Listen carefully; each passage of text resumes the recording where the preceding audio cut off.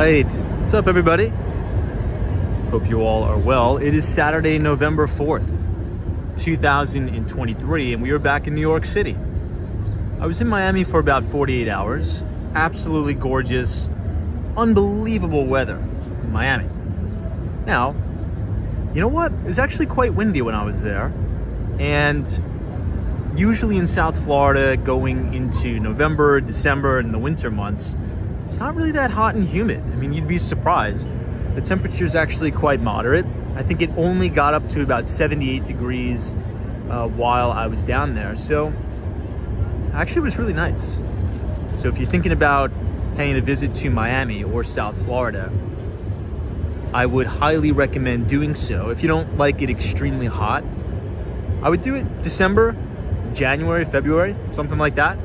It's actually not too bad. Now, sometimes in January, you'll have like 55 degrees at night. Everybody usually freaks out. So it was nice. It was a good trip. Happy to be back in New York. It's a beautiful day here in Lower Manhattan. We are going to be checking out the South Street Seaport. So I'll go ahead and close my laptop up, take a little bit of a walk around Lower Manhattan in the daytime. I had a showing at one of my listings at 5 Franklin Place, which is an amazing building in Tribeca. 3 bedrooms, 3.5 bathroom apartment, just under 2,000 square feet on a private street in the heart of Tribeca. Amazing place. Went really well today, and now I have some free time to kill, so I might as well hang out with you guys, right? All right, let me just go ahead and close up the laptop here, and we will get started.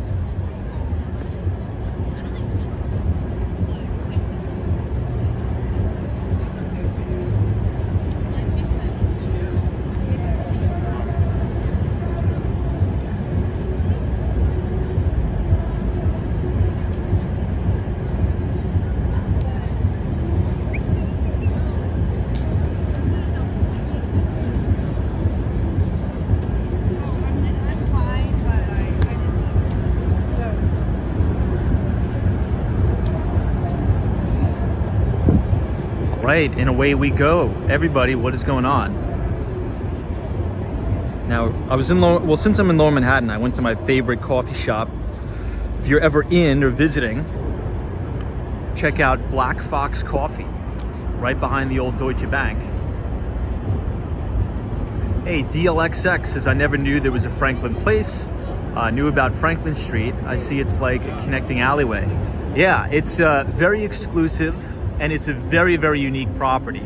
Now, you're right. So Franklin Place, everybody knows about it, mainly because the subway station is right there for the 1 train, right? Now, as you walk down Franklin, just off to the left, right, if you're coming up Broadway, you'll see Franklin Place, and that's actually a private street. I mean, how rare is that? So in Manhattan, right off of Franklin Street, you have Franklin Place, which is a private street exclusive for 5 Franklin Place, which is an amazing condo. It's a new development. Well, it was built in 2015. I think it's new enough. And it's just a really cool building. Now, I have one of my listings in there. We just went live with it about a week ago. I think a little bit less, maybe 5 days. Anyway, and it's such a cool building. It's one of the only new developments in Tribeca that has private parking in the building. And the garage is really unique because you can't see the garage from the facade of the building. The facade actually opens up, so it can detect when your car is approaching, and the whole side of the building like morphs and opens up. It's hopefully you guys are well. Lena Sandoval is here. Ryan Royal, always a pleasure to see you. I see Jesse Mata says, wow, let's go, looks amazing. David Sommers, 82 Windows 82. The ABX girl from the Bronx, thanks for joining us. Now this is Pier 15, and I think this looks really beautiful here. We are in Lower Manhattan. It's actually quite warm out today. A little bit brisk. It's a beautiful fall day. You can see the water right here. Now, depending on how crowded it is, maybe we'll go up on the Brooklyn Bridge, but We'll be able to see the Statue of Liberty. I'll take you guys on top of Pier 15. Hey, Dan Zhang says, hey Tom, are you going to be able to stream any of the New York City Marathon tomorrow? You know what? I wanted to, but I'm not going to be able to, unfortunately. Mainly because I have to be in Brooklyn all day, which is going to be crazy getting there. Because, I mean, the traffic is going to be horrible tomorrow for obvious reasons. The trains are probably going to be packed. So I got to wake up extremely early to get all the way to Red Hook, Brooklyn. And getting back is probably going to be really wild. But I'm hosting an open house in Red Hook at the Conover tomorrow. So I'm not sure if I'm going to be able to shoot any of the marathon, but maybe I'll see it. I'll probably see it, but in the distance, you have an amazing shot of the Brooklyn Bridge. Chinook winds, good to see you. And Sistal says, hey Tom. Usually they have the big boat here. Now I gotta mention something. If anybody, and I'm sure Dan sang, a lot of our New Yorkers in the chat have already seen this, but if you go to Bryant Park, the Winter Village, Hudson Yards, Rockefeller Center, all of the major tourist places, not to be an alarmist, but they're putting up a lot of these signs that say beware of pickpockets. So if you're gonna go to those places, just make sure your bags are zipped up, because there are people that, you know, try to snatch and grab your stuff. Right as I started the live stream, you know, if you're a native New Yorker, you can kind of spot these guys right away. They tried to do it to me. They tried to steal you guys. Isn't that crazy? They tried to steal the Walks on Wall Street viewers. Tried to do a little bit of a snatch and grab. So what they do is you'll see like a group of kids, mainly teenagers, like walking together, and they'll sort of, you can see them from a distance, they'll approach you. They all split out. And then one of them comes up and says, hey, boss man, let me ask you a question. I need help with directions. And then the others come up behind you and just steal your stuff. So you just got to be careful about that, particularly during the peak tourist season. So just make sure you keep your valuables close to you. Wow, look at this view. You see the beautiful Williamsburg Bridge, Manhattan Bridge, and the Brooklyn Bridge. And just to the right, that is one of the newest developments in Dumbo, Brooklyn. It is called Olympia Dumbo. Really nice.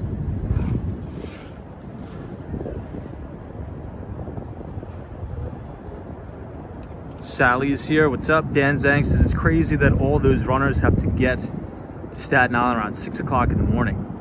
That's insanity. Jeez. Ooh, Dan, yikes. Says my friend got pickpocketed in London, lost her US passport, phone, and wallet. So how do you get back in an event like that happens? Like, what if you're in a foreign country, you lose your passport? How do you get back to the US?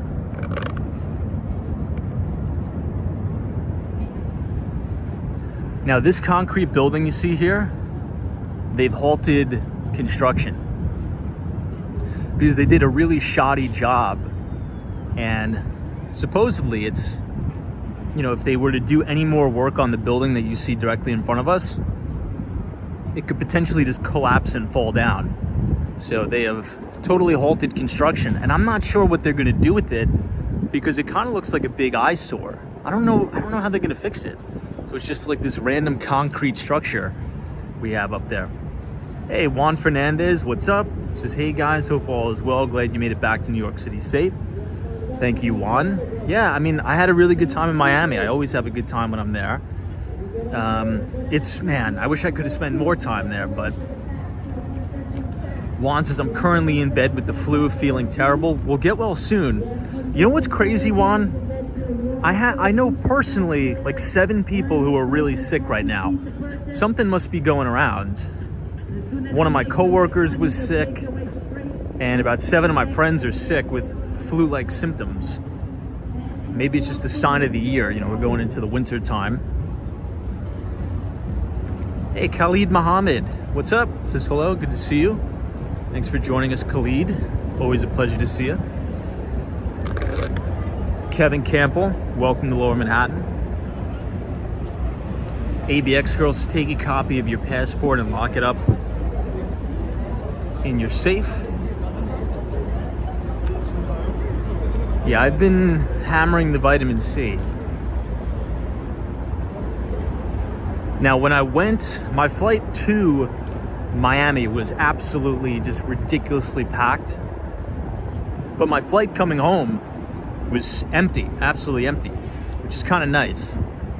I had the entire row to myself. But it makes sense because this is getting to be what they call peak season in Miami. So we have a lot of the Snowbirds coming. Now, I was only there for 2 days, but it seems as if this year the Snowbirds are arriving a little bit earlier, if you will. Usually I start to see a lot of the Canadian license plates right around January. I start to see them. I was taking my scooter around North Beach, Mid Beach, Sunny Isles Beach, and quite literally every other car had a Canadian license plate. So it seems as if the Snowbirds are arriving a little bit earlier this year. Hey, Daniel G is here from Buenos Aires, Argentina. Daniel, welcome to the South Street Seaport, Pier 16 and the Tin Building. There's a lot going on here today. Looks like there's some sort of a flea market, and let's check it out. Let's explore what they got going on here at the Tin Building. Hey, Mothmans. Hey, Tom, I live close by. Great place to live. Daryl is here. Says, what's up, Tom? What's up, Daryl from Chicago? Alessandro is here. Welcome. Hey, Patrick, New York. Patrick, what's up? Hope you're doing well. Thanks for joining us. You have a really nice view of downtown Brooklyn from here as well.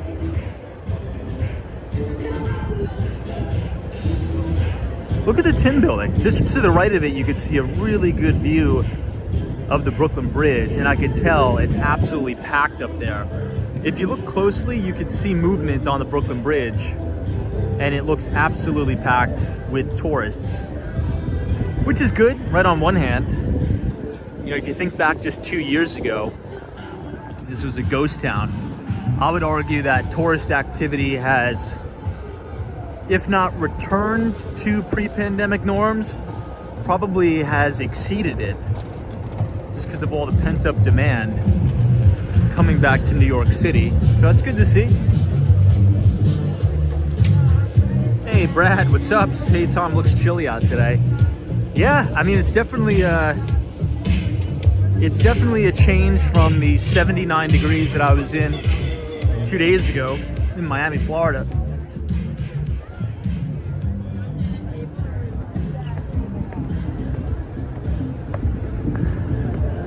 Now, I know it's Saturday, but tonight on the live stream, we're going to talk a little bit about Apple's earnings report. Obviously, unfortunately, I couldn't stream on Friday, yesterday, because I was traveling back to New York from Miami. But a lot of mixed feelings about the earnings report on Friday. Obviously, revenue declined for the fourth consecutive quarter in terms of overall company revenue, but I thought there was actually a lot of positive spots, a lot of bright spots in Apple's earnings reports, particularly as you look at revenue or services revenue as a percentage of overall revenue. Services are really growing, and this sort of reminds me of a 2013 Tom Lee. Kind of reminds me of 2013 Tom Lee. And I remember, you know, whether you like the guy or not, I tend to like Tom Lee. I think he's very consistent with his messaging, and I think he's an honest guy. And he would always come on CNBC and argue that Apple deserved to trade at, you know, a software-esque premium, if you will, right? Even though it's, you know, the majority of their revenue they get from a phone company. But They have a continuous revenue growth in services, right? Their software business. And I think over the next 5 years, you're going to see more and more of Apple's revenue be derived, if you will, from its services business. So it's good to see that segment and sector grow, because that is a very, very high margin business, as we all know, right? Software, services, very high margin. Oh man, look at this. You see helicopters taking off. You see the Circle Line cruise. It's a nice day out today in Manhattan. I see sunshine after rain. What's up? Good to see you. Hey, Janice S. is for sure. I was on watching CNBC throughout all those services. Hey, DJ Reviewing Under 2 says, hello, Tom from Southeast Georgia. Very, very cool. Hopefully you can make your way back to New York City very soon. So as we make this left here, you're really going to see unmatched views. You can see some of the foliage in Brooklyn, but then you'll have sort of bang-on views of the Brooklyn Bridge.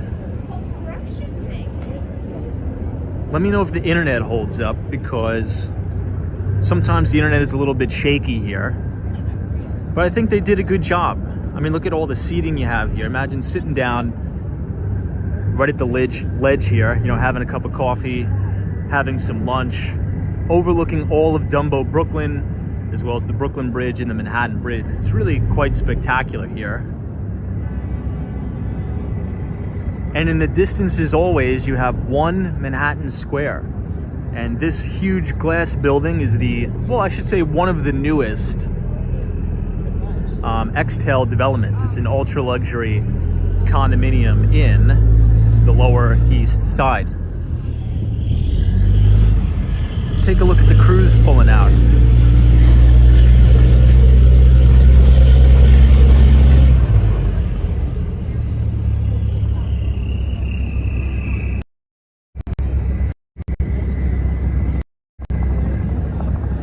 I'll put the wide angle lens on.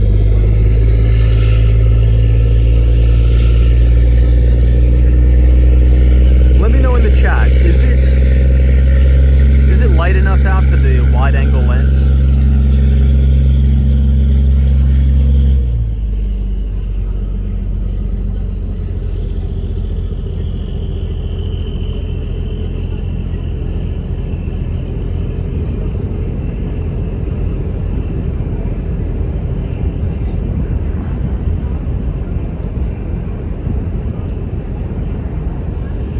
Hey, L the Original, what's up? Good to see you. Long time no see. Trust you're well. Hopefully everything's going well with your schooling. 3T3 says, I love taking the New York City ferry, especially at night for the views. Yeah, that's a good point. Very, very nice. Yeah, I mean, I think one of the best things you could do as a tourist, it's free, is just take the Staten Island ferry. I think that's one of the best things you could do. It's the best bang for your buck. Because you have some of the best views of Lower Manhattan and Midtown Manhattan, right, depending on where you are in your journey, and it's free. Now, obviously, it's not going to take you all the way around the island, but views are good nonetheless. I love looking at Olympia Dumbo. I mean, this place is absolutely insane. I had the pleasure of doing a tour there, preview the building, which was amazing. Hey, Elle says, hey, I've been good. School is good and work has been busy, but I'm always watching, just not chatting as much. Yeah, I mean, school takes priority. Wish you all the best in that. But it's always good to see you in the chat. It's always good to see you.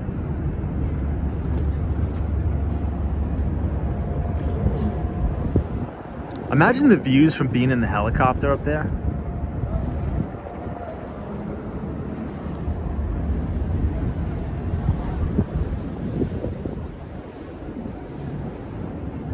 All right, let's take a lap around. This is a restaurant. It's kind of cool because you can see the reflection of Brooklyn in the windows there. Hey, Dr. Carl. Hey, Dr. Carl. Welcome. Welcome to the, I should say, the new Seaport area. I think it's appropriate to say new. You have the Tin Building, and I think this summer was the first summer that the Tin Building was in full operation. So you have restaurants, you have a really nice grocery store in there, you have a lot of stuff to do. And this boardwalk is brand new as well. It wraps all the way around. You can see Brooklyn Bridge, Manhattan Bridge.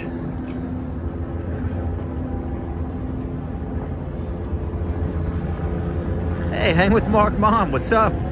Says I've never been on this early on your channel before, very nice. Yeah, I'm gonna try to do these streams a little bit earlier if I can, mainly usually on the weekends, just to give everybody a perspective of what Manhattan looks like during the day.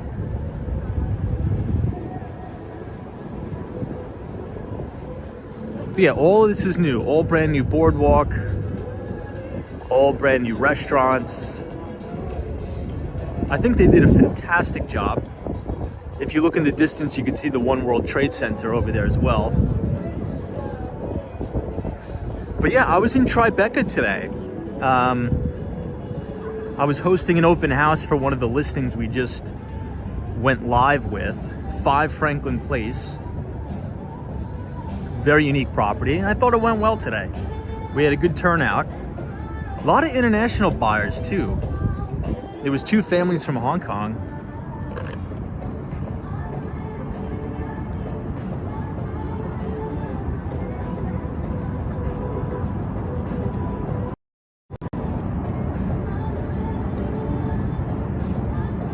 What do you think? Should we walk to Chinatown today? I kind of want to go to Chinatown because I kind of want to eat there for lunch. I don't know why. I think selfishly I'll take you guys to Chinatown just so I can grab some lunch there. Hey, Alex S. is awesome boardwalk.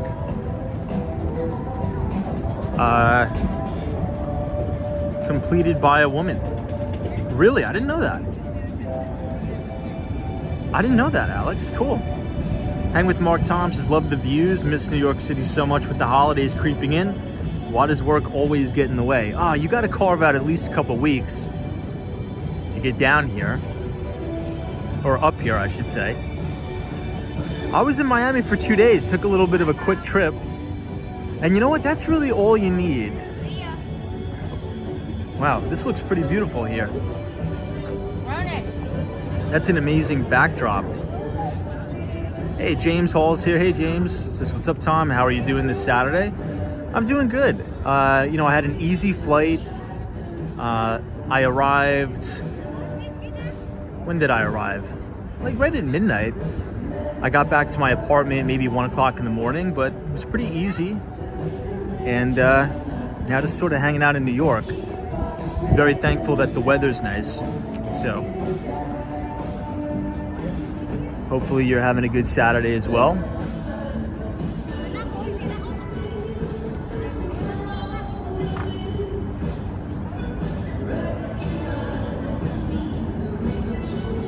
Hey, Rocky Raccoon says majestic shots, Tom. What's up, Rocky Raccoon? Suzanne is here. What's up? Victor. Hey, Dr. Carl says, hey, Tom, I visited your website. I saw a parking space listed for over $1 million. I think that may be wrong. I shouldn't have a parking space listed for $1 million. The parking spaces are $175,000. But in all honesty, they're probably going to trade at $140,000. And that's sort of what I've been trying to tell the sponsor. I'm like, you want $175,000, but in reality, they're going to trade at $140,000. So, but yeah, thank you for alerting me to that, because that is definitely wrong. I should not have parking listed for $1 million. Are you sure it said $1 million, or did it say 175? I'll have to go look now.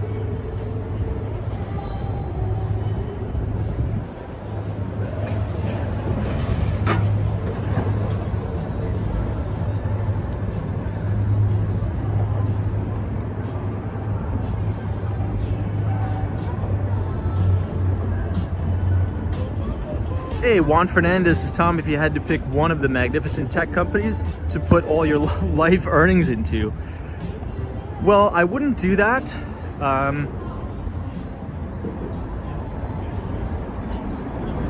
Wow, Dr. Carl, could you send me that link so I could correct that? I mean, that's either a glitch or something. But please, if it really does say that, let me know, because I need to fix that ASAP.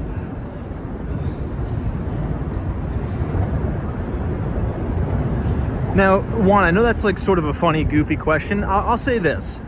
Out of the Magnificent Seven, and for those of you who don't know what the Magnificent Seven is, it's a lot of the mega cap tech stocks, right? You could think about Apple, Amazon, Microsoft. This is 130 William, by the way. This is one of my favorite buildings in all Manhattan.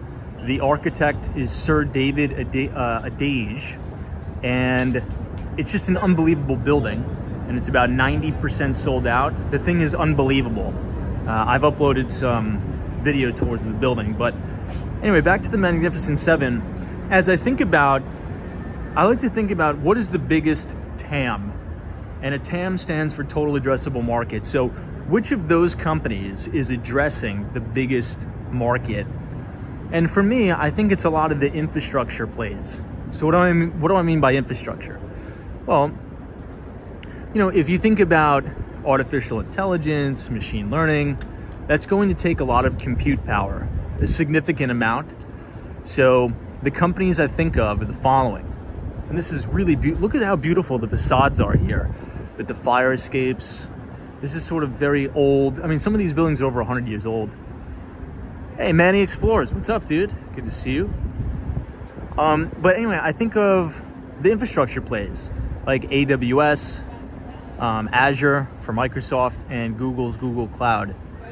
So the more AI tools, the more machine learning, the more advanced semiconductors get, the more advanced, you know, chipsets get, it's going to require a lot more compute. And you want to have exposure to infrastructure that's going to, you know, generate all that stuff. I always like to think about the quote. I think it may have been Warren Buffett or Peter Lynch, I forget. But, you know, during the gold rush, you want to be the person selling the shovels, right? And I think that those infrastructure plays, to have that infrastructure, you know, like AWS, even Oracle's cloud service, those are, I think, are going to grow exponentially. At least that's what I believe. Because my worldview is that machine learning and AI is going to continue to grow. And in order for that to continue to grow, cloud computing in general and semiconductor technology is going to need to improve and grow. So I would say those. I don't know, what do you think? A lot of people were all beside themselves and upset about Apple's earnings because revenue, right? So overall revenue at the company has declined for 4 consecutive quarters. Now that's true, right? But the way I think about it is the following. And I'm not trying to make excuses for the company, but the majority of Apple's revenue still comes from phones, right? This is a really nice shot here, guys. Look at that. I love the contrast between a lot of the old buildings and then you have the new buildings in the back. That's like a really unique contrast with the Belgian block streets. Really unique contrast there. But the majority of Apple's revenue, I would say the biggest portion is from phone sales, right? iPhones.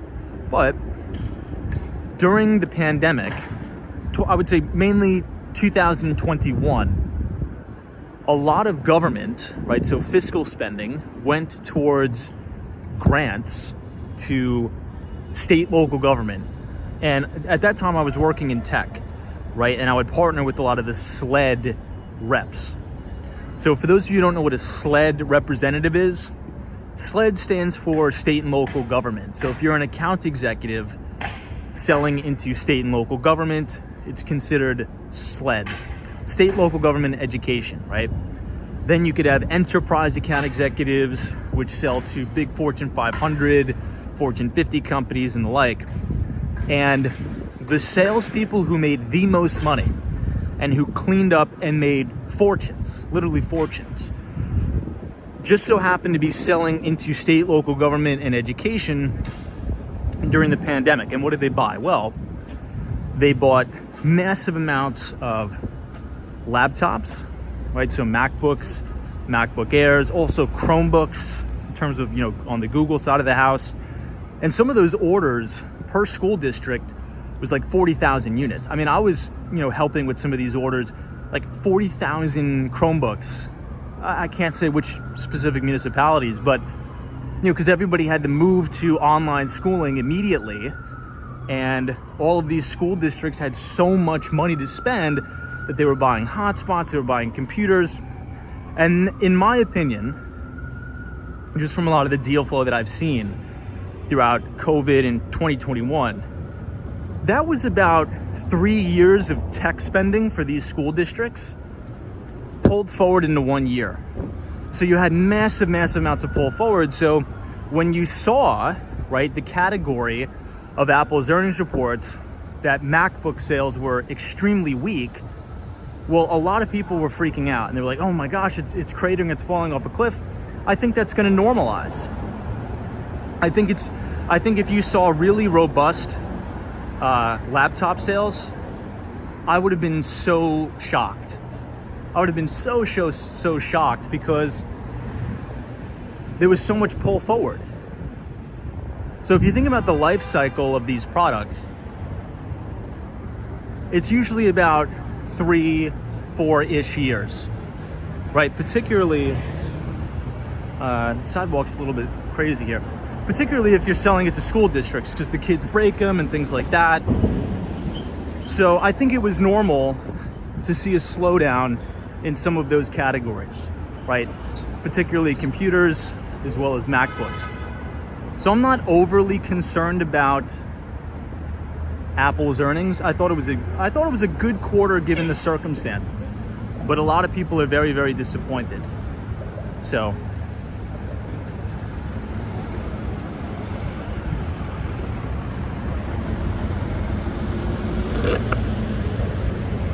Hey, Tom Smith is here. What's up, Tom? Welcome to the Brooklyn Bridge. We're literally about to walk under the Brooklyn Bridge right now. Cody is here. What's up? Dwayne's his greetings from Alberta. Juan's his government contract, ripping the taxpayers off. Well, I don't know. I really... Now, again, am I biased because I participated in some of those deals? Maybe, but, I was on conference calls with a lot of leaders, on the board of some of these big municipalities, school districts and the like. And what a lot of people don't realize, and what I didn't realize too, and I'll be honest, I didn't realize this at all, that particularly in like Union County, New Jersey, right, Newark, New Jersey, even in New York City, right, in some of the boroughs and even in Manhattan, there is a large percentage of students who don't have internet at home. They have no Wi-Fi at home. And there's even a percentage of students who are homeless. Who thinks about that? I never thought about that until I was on these conference calls with these people, and they were saying, hey, everybody wants this remote schooling thing, which is great, but that's just going to exacerbate the education divide, because you're going to have all of the middle class and the upper class students, right, who, have internet at home. They have their own bedroom. They have quiet space where they could just chill out at home and do their homework. But then you have other kids whose, parents don't have that luxury of being able to afford internet in their home. So school districts had to spend on hotspots, Chromebooks, connected laptops, just to try to bridge that digital divide. So I think in that aspect, it was good, right? I would feel comfortable with my taxpayer dollars going to pay for that. you know. But did it get out of hand? It did get out of hand. And I could sort of explain why I believe that. Guys, check this out. There's charging stations. Very cool. Electric vehicle parking, only 60-minute time limit. I think these may be new. I haven't seen these. These are actually really cool to see.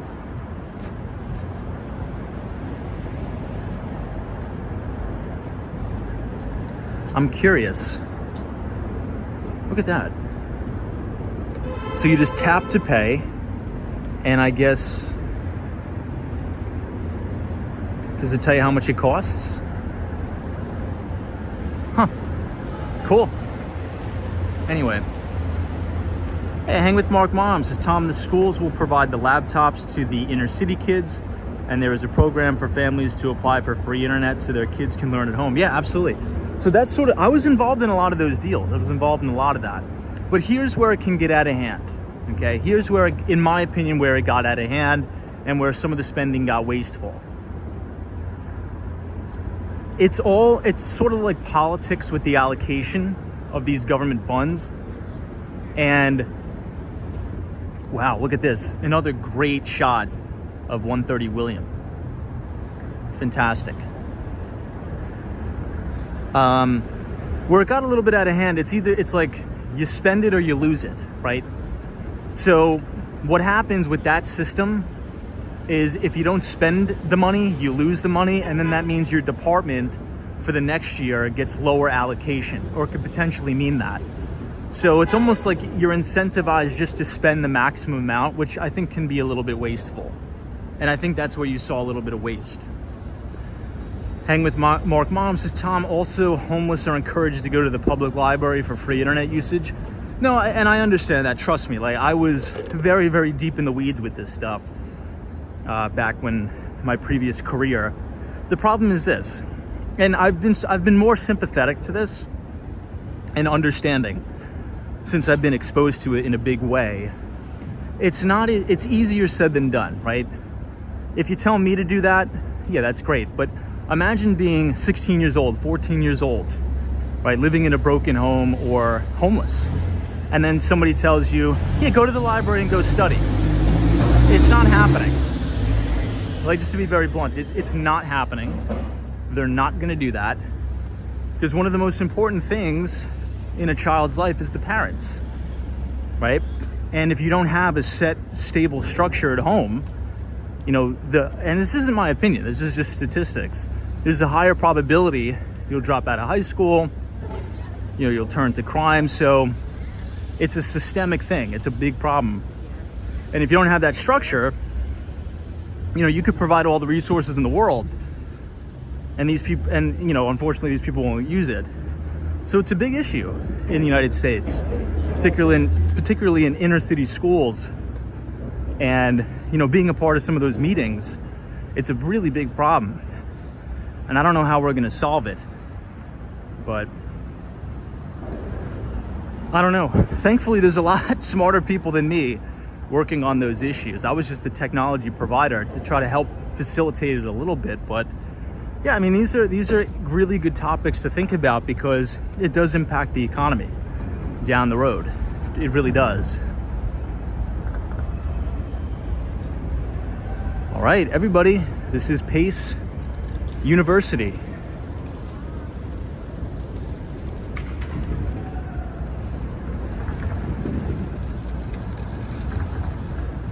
Hey, Chris, what's up?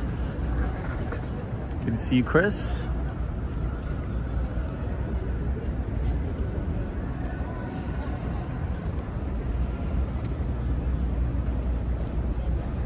Hey, Mary, this is Tom. I work for a school district in California, and you are 100% correct. Yeah, and you know, to be honest, I try to have an open mind, right? I try not to be very hard-headed. So I think one of the best things as a learning experience for me that came out of the pandemic is as I was working on these big deals, and it is very excruciatingly painful to work, not to, you know, throw shots at the government, but when you're working on government contracts, oh my God, it's like pulling teeth. You have to go out for bid, you know, put in a bunch of RFPs. It's just so laborious. And then once you get the deal done, well, now the hard part happens. Now you got to do the implementation. So it's okay, you know, you bought, you know, $4 million worth of equipment to give to the students, and we know that, you know, a portion of the student population doesn't have a stable household. So how are we going to get these devices into the hands of the students? That was the biggest challenge we had. So are we going to mail it to them? How do we know the packages aren't getting stolen? How do we know the kids are actually going to use it and not resell it on eBay? That was another big thing we had to track. I mean, you guys would be shocked at some of the stuff, you know, some of the hurdles we had to account for. It's kind of crazy. All right, let's cross here. And the biggest lesson I learned is the following. Money does not solve problems. I'll say that again. Money does not solve the problem. Because quite literally, the United States of America, we have unlimited money, right? I'm saying that a little bit facetiously, but also not really. We have the money to technically solve these issues. And that's why I always kind of laugh now when people say, you know, they're like, oh my gosh, Elon Musk is worth this much. If he just gave away X amount of money, we could solve, you know, all the hunger problem in the United States. It doesn't work that way. It's the distribution mediums that need to be robust and organized. And it's a lot easier said than done. You could throw trillions and trillions and trillions of dollars at these problems and it'll just go down a big money pit. So money doesn't solve the problems. Systems and procedures done correctly solve the problems, but that is very, very hard to do. Very, very hard to do.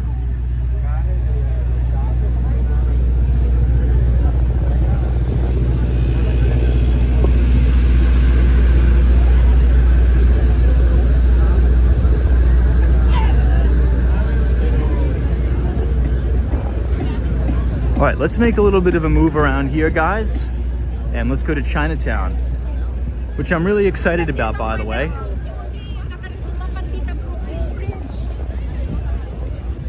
Hey, a lot of people out today in New York. This is Brooklyn Bridge City Hall Station. You can get the 456 JZ trains. And this is the very beginning of the walkway and the biking path to the Brooklyn Bridge. Now, if you guys are enjoying the live stream so far tonight, feel free to leave a like on the video and click the subscribe button if you're new. We usually do these streams every day at night, starting at 8:30, talking about the financial markets, the economy, and the like. So feel free to join us there. Also, we do put out a free financial newsletter where I give all of my equity research to subscribers to Walks on Wall Street for free, as well as an audio version. So if you're interested in the latest breakdown of company earnings, if you're interested in updates in monetary policy, fiscal policy, forecasting on the economy, total breakdown, soup to nuts, you can scan the QR code on your screen and punch in your email address, and every other Thursday you will receive all of our research for free. Or you could type !news, NEWS, in the chat, and the Nightbot will drop the link to our Substack.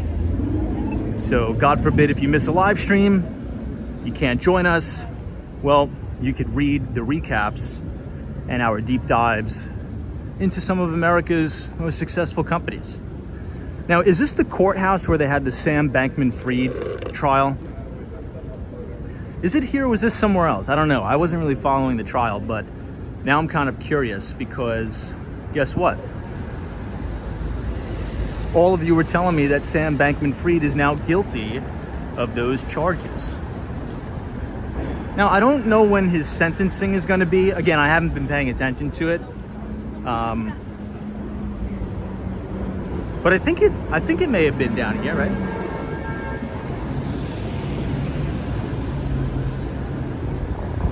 right, Reed Street.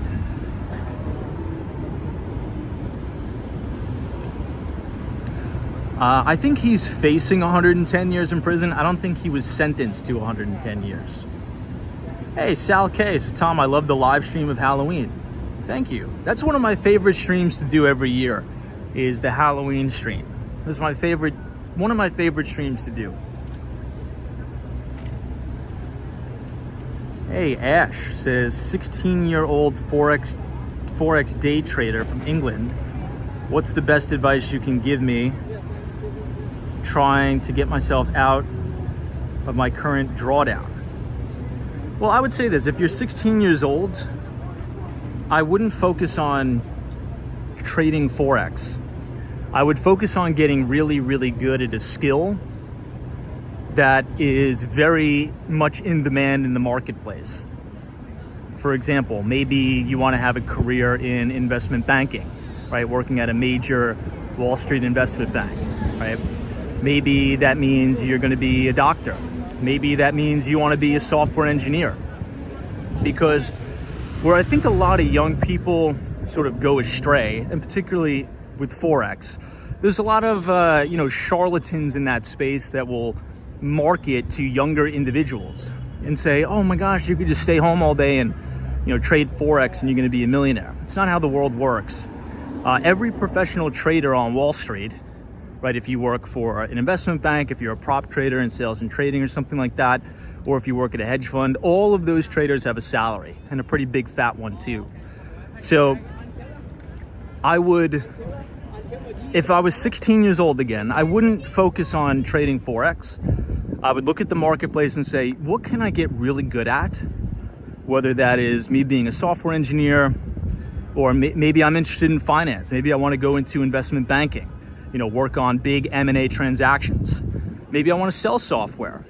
And those are very, very lucrative career paths where you're making hundreds of thousands of dollars a year, quite young, quite a few years out of college, right? It's not uncommon that a 25-year-old who's selling software could be clearing $300,000 a year, or an investment banker, or whatever, So ask yourself, what is a skill that I could get good at, that I enjoy?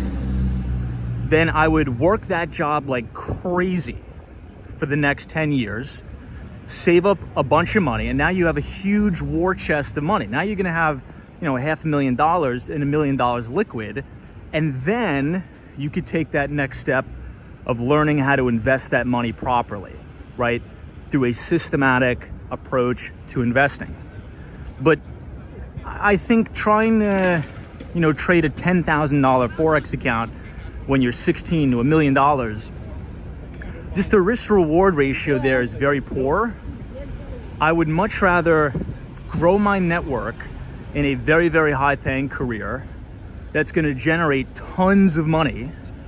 And then while I'm still young and when I've generated all that money, now I can make big concentrated bets in a few things where I could get a double and a triple in 10, 15 years time, right? That's really how a lot of the most successful investors and traders have really done it, right? With a few exceptions.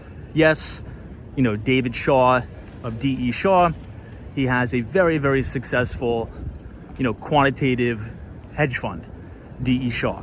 Yes, Citadel Securities, Ken Griffin.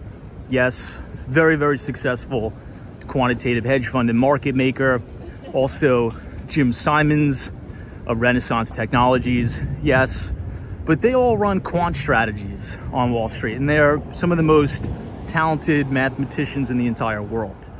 So, I don't know, not to sound too repetitive, but if I was 16, I would focus all my time and energy on mastering a specific skill.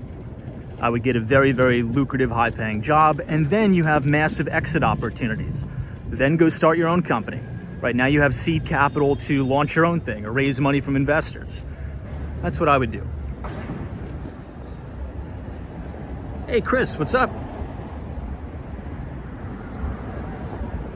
All right, everybody. So for some reference here, this is the Jenga building in Tribeca. We are coming around all of the courthouses. And now we are going to enter into Chinatown, which is one of my favorite parts of the entire city because some of my favorite restaurants are right here. Oh wow, someone says I spent 2.5 years there on a grand jury investigating pardons given by an outgoing president. Whoa. I'm sure you have stories for days about that. That's incredible.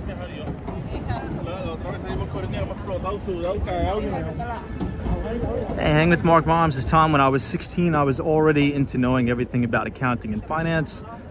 I was focused on never reliving with my parents. Oh yeah, no, for sure, yeah. Yeah, I mean, skills, building skills is fundamental. So focus on skills, focus on just getting good at something, right? And again, it could be anything. Maybe you want to be a plumber. Maybe you want to be an electrician. But there is a very, very big correlation in life between the amount of skills you possess and earnings potential. You know, if you're the best electrician ever, you know, you're going to be having 1 million jobs. If you're the best plumber ever, you're going to get a lot of business. And, you know, I think the trade-off when you're young, when you have a lot of energy, I would utilize that energy, right? Work like crazy. Just do it for 10 years. Because if you just do it for 10 years, you're going to build a massive network of people who are going to be able to do deals with you down the line. Also, now you're going to have a ton of seed capital. You're going to be very liquid. You'll probably have a place to live. You'll probably have shelter. And now you can make those big bets. But you got to establish a network of very, very smart individuals in a field that is very lucrative. So I agree, just focus on skills and do something that you like. Because it's going to be hard to build the skill if you don't like it. So if computers interest you, if software interests you, then maybe learn a few programming language and get really, really good at that. Become a full stack, you know, developer or something like that. But if you don't like that, then, you know, focus on something that you like. All right, we finally made it. This is Mott Street, and we are going to make this left here.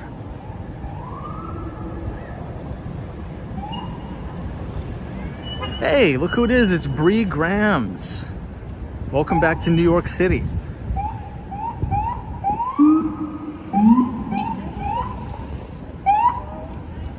We've officially made it, everybody. Welcome to Chinatown. Hey, Patricia Johnson is here. This is money doubles in 10 years, triples in 15, invest sensibly. I agree with that. Yeah, I mean, if the S&P goes up on average, what, 8%, 9%? Makes sense. Bree Graham says surround yourself with like-minded people and build a community where you could thrive. I agree with that 1,000% as well. Yeah, because if you're around negative people all the time, it's going to be just a massive mental drag. I'm sure we've all been around, you know, very, very negative and toxic people. You got to get away from those people at all costs. You just have to just get away from them. And if that means moving to a new place or just totally disassociating with those people, you've got to do it because they'll be miserable forever. And they'd love to have you enjoy their company in the misery. This is a nice Tesla Model Y, I believe. Like the color. However, my favorite color scheme for the Teslas are the charcoal, kind of like a grayish charcoal cover. The black looks nice too, but hey, Marty Lewis is here. What's up, Marty? Sunshine NYC, always appreciate it.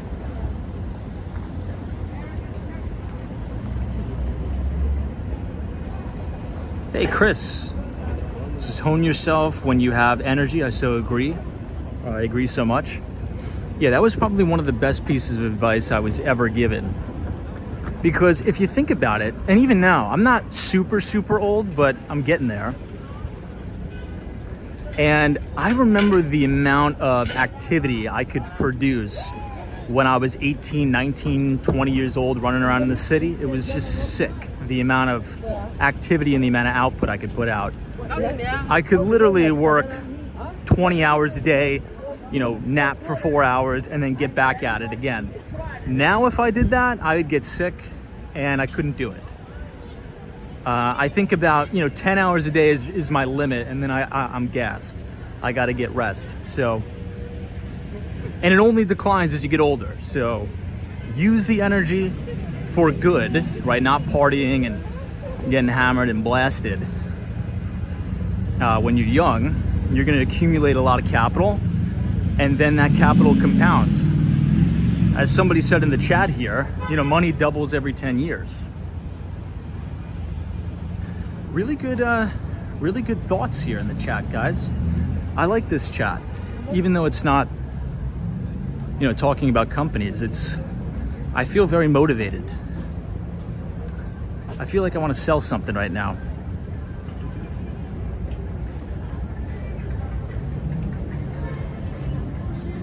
All right, Doyer Street. Alice is you're 26. I wish I was 26. I'm 28.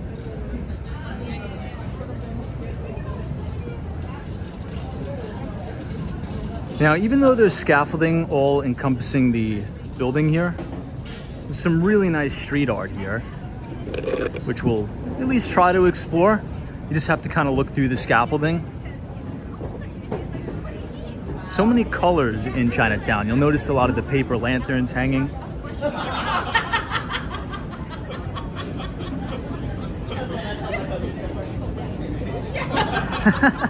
Brie Grams. Now, I've actually never been to this noodle place.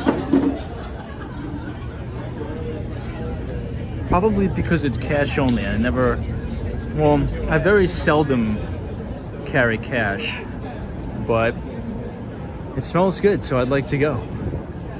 Let's stand over here so you can get a better bird's eye view of it.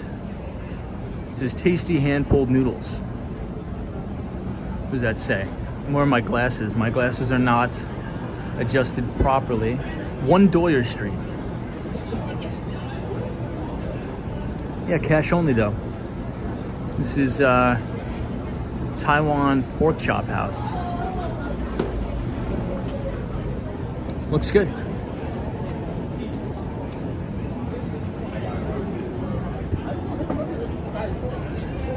Hey, DC322, what's up? Oh, L the Original says you're turning 27 in 3 weeks. Well, happy birthday to you. Oh my God, you're turning 27 on Thanksgiving? That's a cool birthday to have. Well, happy birthday.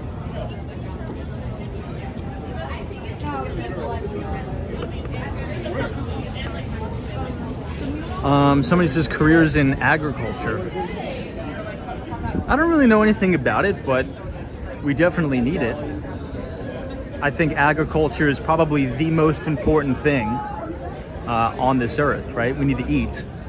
If we didn't have farmers, we would all be dead, quite literally, right? I mean, someone's got to grow the food. This cool little coffee shop here.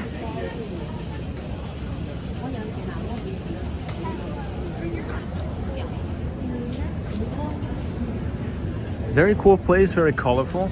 Again, you have a lot of murals on the wall.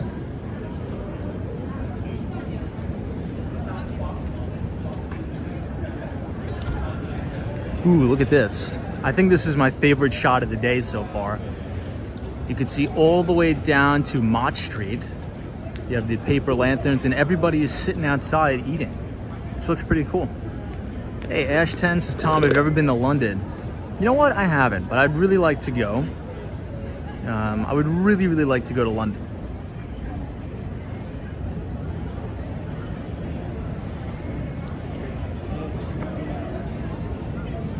Hey, glass of beer 12, what's up?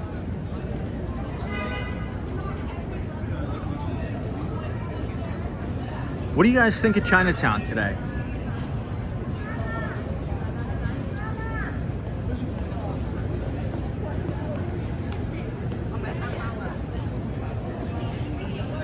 Now there is this tea shop.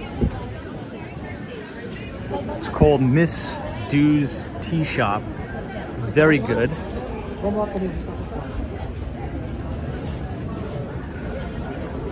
We'll sort of meander our way. But first, I'll show you some of the restaurants here. This is Joe's Ginger. This is a very, very notable place. It is cash only, so I haven't been here in a long time. I haven't been in a really, really long time. Probably, I mean, last time I was here, I'm trying to think. I think it was all the way back during my college days I was here, but this is a really good place. Really, really good spot. I haven't been here, this wonton noodle place. I mean, all of it looks good and all of it smells incredible, but again, chances are if you're coming down to Chinatown, you should probably get cash. Most of the really good restaurants are cash only, but there are some. My personal favorite, it does accept card, which we're gonna walk past in a minute here, but this is one of my favorite tea shops in Chinatown. Just right off Mott Street.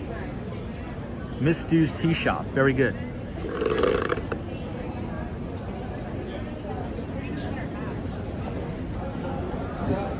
Hey, Natalie is here. Hey, Tom, thank you for the streams. It's always fun.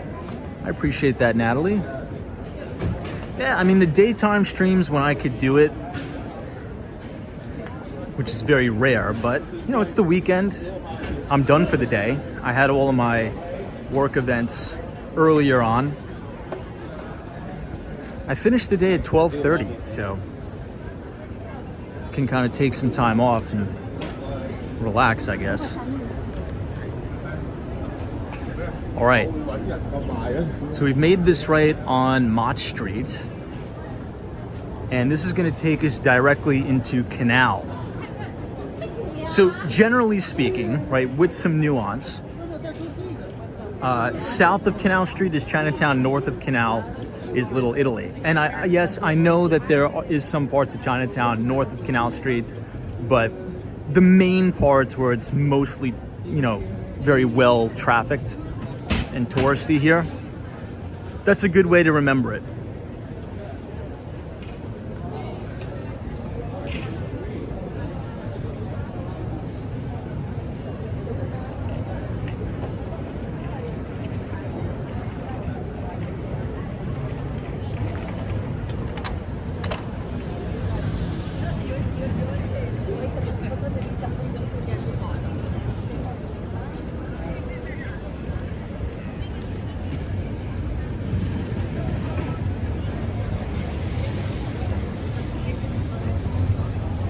Jen Claus says, Tom, is fake buildings really a thing in New York City? What do you mean by that? Could you maybe rephrase that? What do you mean by fake buildings?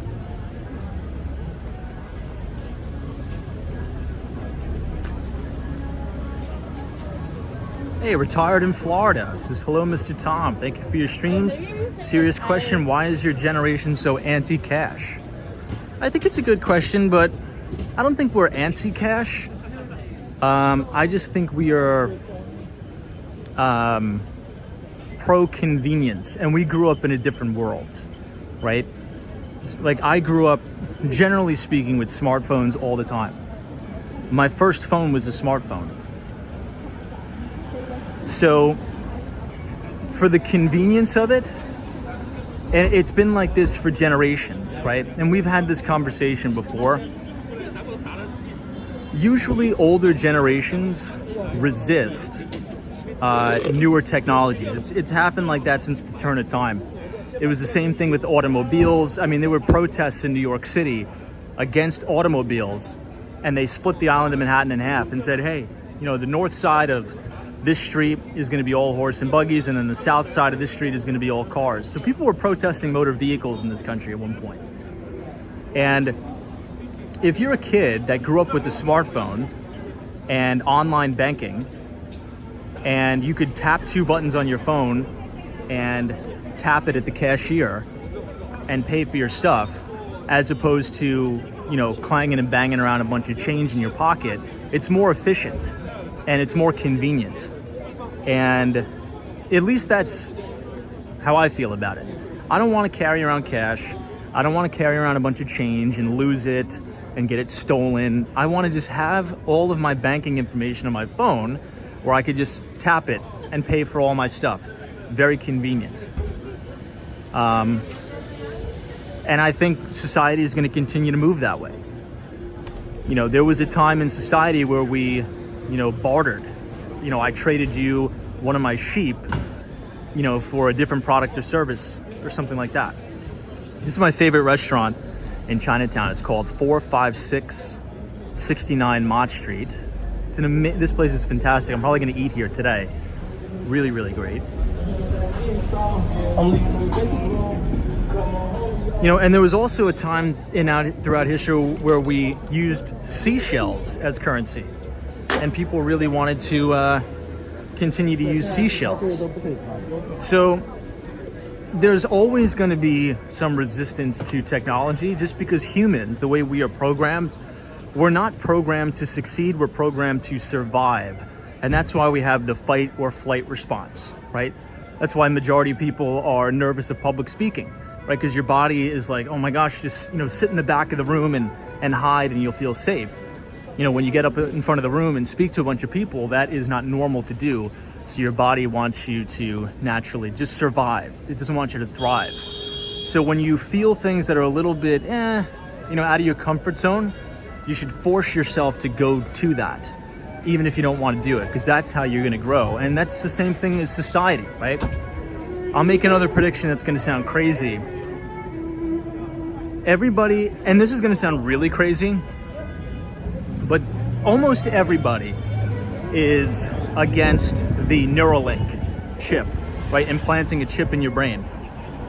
My prediction is that in 30 years, it's going to be, well, I'll extend it a little bit. In 50 years, it's going to be completely normal. It's going to be completely normal to have the Neuralink chip in your brain. It's sort of like what's going on with pets. You know, 10 years ago, if you were to tell someone that you were going to chip your dog or chip your cat, they would look at you like you're crazy. Every single one of my friends who has a pet, particularly a dog, the dogs are chipped. Everybody chips their dog, so, you know, to track it, make sure it's safe, it's okay. So, I mean, there's going to be even more crazy stuff in the next 100 years, 200 years. It's just that it's not normal to us now, so it's freaking us out a little bit, right? I don't know. Do you guys think I'm wrong, disagree, agree? I mean, it's a good conversation to have. Whoa, what happened here? Connie says, no way chipping for me. Yeah, I mean, we'll see. I mean, maybe it doesn't catch on. Who knows? But if you guys sort of like those conversations about the economy, new and emerging trends, all of the stuff we talk about in the live stream, if you, ooh, this is a beautiful building, especially from this side. If you scan the QR code on your screen, we write a financial newsletter every other Thursday after the market closes, where we talk about some of the newest emerging companies in these specific sectors. We do deep dives on company earnings and just give an overall market update. If you want to be on our emailing list for free and receive all of that research every other Thursday, this Thursday after the bell, we are going to send out our next newsletter. So check it out. If you scan the QR code, punch in your email, you will receive that this Thursday after the market closes. And also, you can have a complete archived copy of all of our articles that we've produced so far with audio version. So you don't even have to read it. And if you can't scan the QR code, you could type !news, N-E-W-S in the chat. Once again, !news, N-E-W-S in the chat. The Nightbot will drop a link in the chat. Just click the link, punch in your email, and it will bring you to our most recent newsletter, where we talked a lot about bank earnings, big bank earnings. And yesterday, we actually had another small bank go into receivership. And we briefly covered that in the newsletter too. The amount of companies in the United States going bankrupt. So check us out there.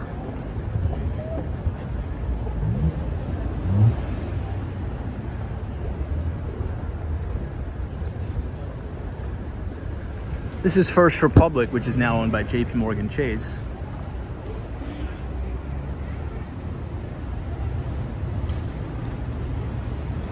DC 322, this is another bank going under. Yeah. See, a lot of people don't know because I look at a lot of the regional banks. It's a very, very small bank, but yeah, it just went into receivership on Friday. Not a lot of people know about it. Brad says, I'm 1000% against any body chips, but as generations evolve, they understand less and less the actual risks they're encountering. They will accept the chips and they'll learn the hard way. Maybe. Now, I disagree with that take respectfully, but maybe you're right. You could be right. Maybe I'm wrong. Look, I don't know. I mean, technology is just going to evolve and evolve and evolve.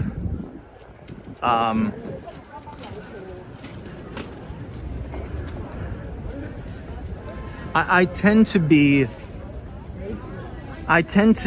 anytime I'm like a little bit squeamish on something, I try to look back throughout history and say, okay, was there also a percentage of the populace that was a little squeamish on this and a little bit, you know, against it? And if you're like that all the time and you default to that, sometimes you're going to miss these really, really big trends. And that could be very detrimental for like investment opportunities and things like that. But, you know, we'll see. Maybe it doesn't pan out. Maybe it's, you know, I don't know. I really don't know.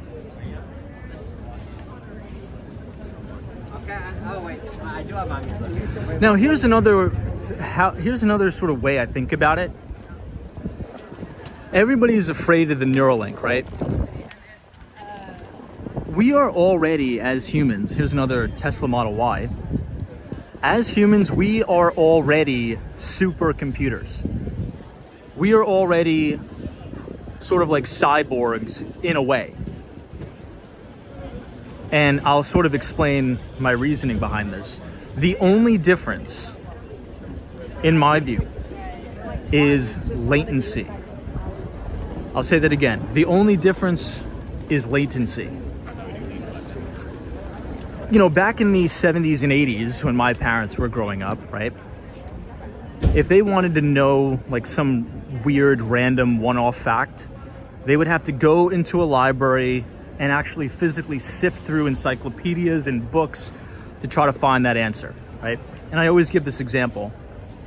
You know, if you want to know who the president of Zimbabwe is, you know, back in the day, it would probably take you a half a day to find that answer.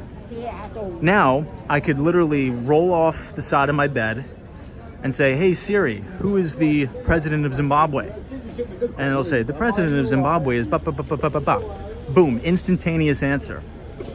The next step is going to be lowering that latency so I don't even have to say, hey Siri, who's the president of Zimbabwe? I just think about it and it automatically gives me the answer. So the difference between having a humanoid sort of robot is just the constant reduction in latency. And we are already that, except we have to have a third-party device tell us that answer. We have to have a third-party device to ask that question. In the future, there will be no third-party device. We will become one with the computer, and our compute power will be our brain. And we'll just think about it and we'll have the answer instantaneous.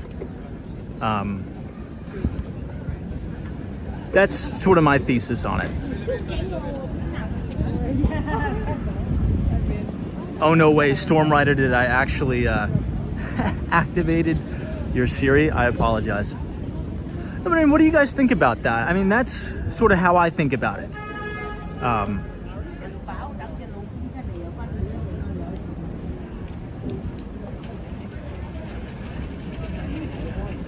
Really, just technology has just reduced the amount of latency, right? Everybody wants extremely low latency, high throughput, and I think that's what we're going to get down the line.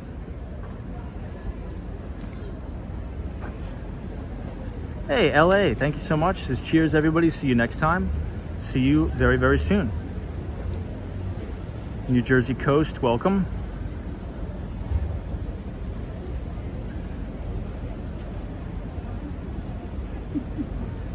Lex asks his honest question: do most libraries still rent out DVDs and audiobooks? I believe the New York Public Library, you can download audiobooks for free.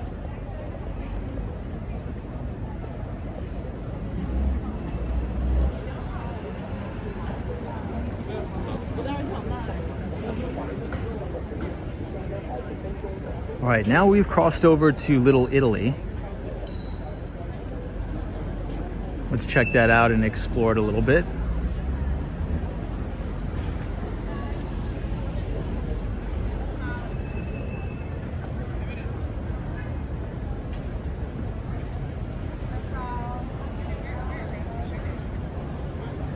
Hey, Foxing is here. It says our computers are modeled after our processes. The computers are human, not the other way.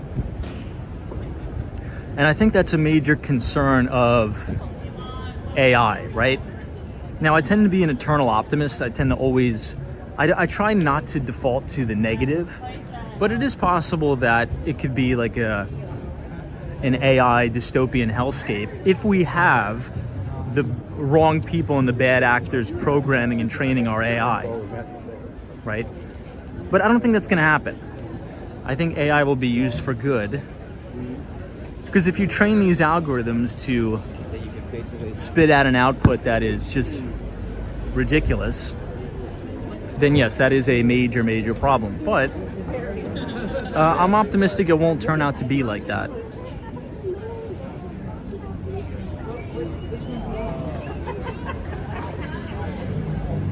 Mulberry Street. A few weeks ago, this is where they had the San Gennaro's feast. Well, a month ago now. And it is the 50th anniversary of the Cannoli King, right on the corner of Grand Street. Rocky Raccoon says, let's get some gelato. I'm down. I'm starving. Brad says, Tom, I deeply, deeply, sincerely hope you are completely wrong on this one. Maybe I am. I mean, maybe I am. I don't know. But again, I tend to be an optimist to say that all of these technologies will be used for good and not evil.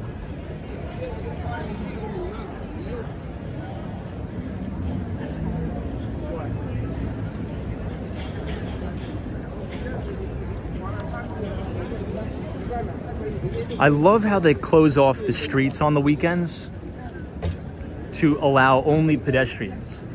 Because if you're walking through Chinatown in Little Italy, in my view, the experience is to really be walking through these neighborhoods, if that makes sense. Eating outside, eating on the street. So I think the city did a really good thing to block vehicle traffic. It's much, much nicer when there's no cars.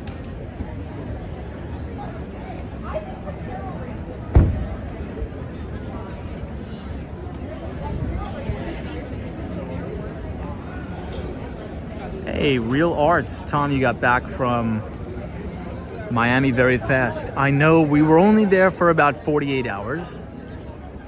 We'll be back though, we'll be back. I really enjoyed my time.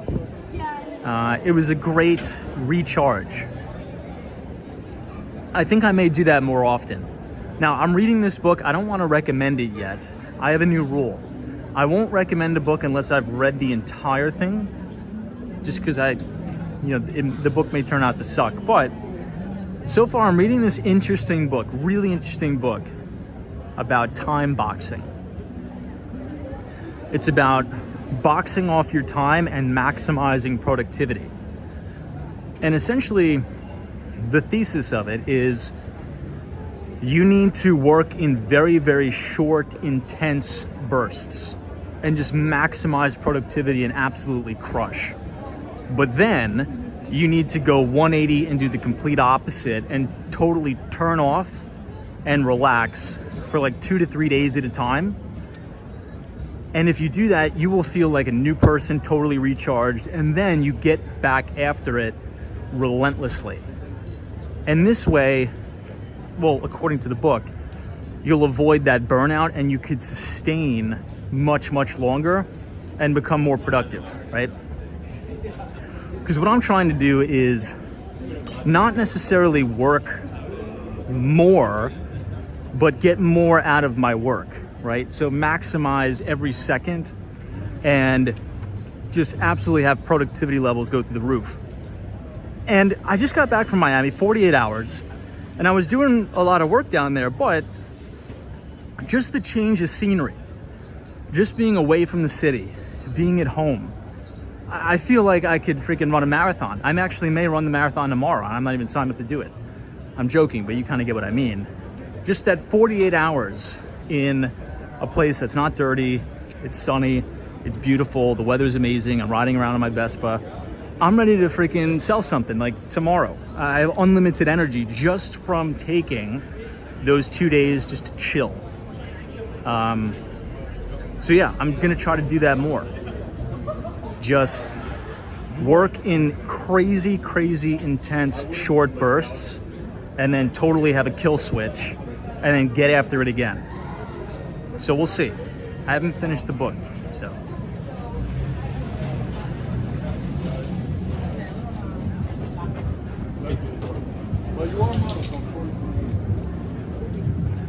Because what I used to do, particularly when I was young, and I can't afford to do this anymore, is I would just slog and work and work and work and work, and I wouldn't even notice my productivity being completely diminished, but I'm still slogging the 100 hours a week.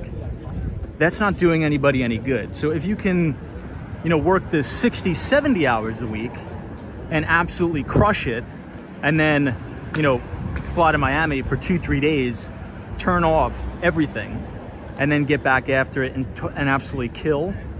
I mean, so far it's so good. I mean, I feel like I have more energy than I've ever had, and I was only gone for 2 days.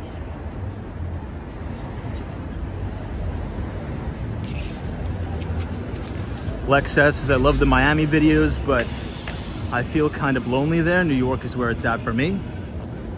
Yeah, I mean, I guess it just depends on your preference. It's also very different watching it and living there, right? You'd understand if you're from New York and you lived here, particularly during the winter months when it gets dark, you wake up, it's dark, you go to the office, you come out of the office at 5 o'clock, it's dark, it's windy. The seasonal depression really kicks in, and you don't really realize it until you leave somewhere else, right? And I mean, I love New York City, but 30-day increments is good for me. And then I kind of get a little bit fed up with, the homelessness and just, it weighs on you a little bit. At least for me, it does. For me.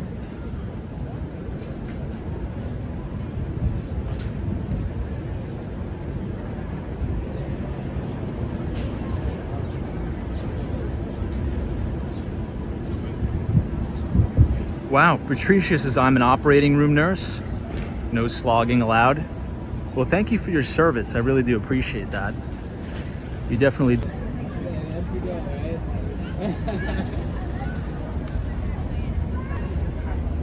And like the streams, Jamaica Station at 1 a.m. and seeing Zombieland, right? It's just crazy. It's crazy.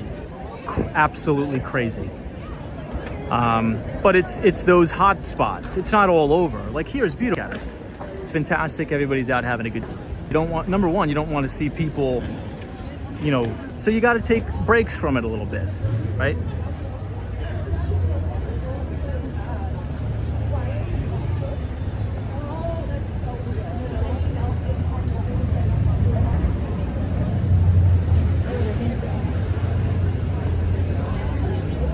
I think we were buffering a little bit.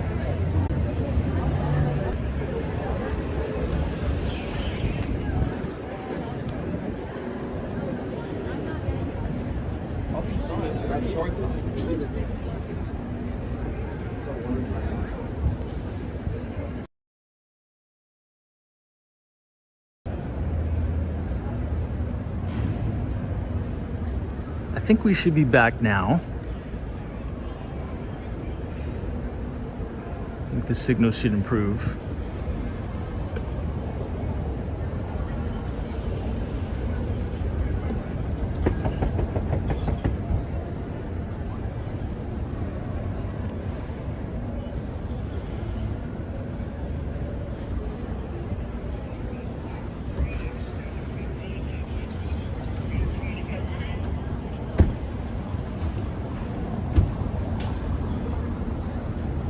Now, I'm sure you guys have seen that WeWork is going to file for bankruptcy next week. I'm sure all of you have seen that.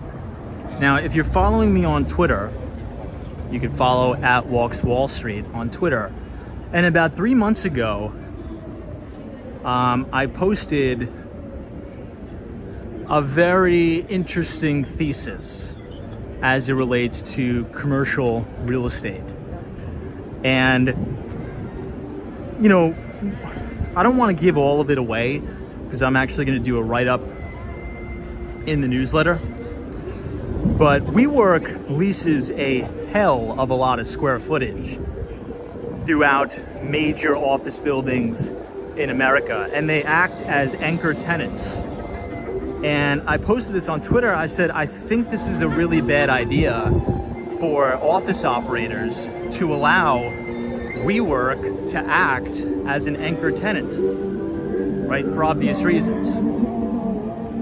And some people may say, oh, it's no big deal if WeWork goes under because, you know, at current valuations, it's only a couple $2 billion. Well, you know, this could create a pretty big cascading effect because you already have vacancy rates so high throughout commercial office. And just do the math on the amount of square footage that WeWork leases from some of these office operators. And if they go bankrupt and they can no longer pay the bills, and they're the anchor tenants at some of these major commercial office buildings that are relying on WeWork to pay the bills so they can pay their bills because the vacancy is so high, you could potentially have an explosion. So I'll write about that on Thursday. I'm gonna write a little blurb about what I think realistically could happen.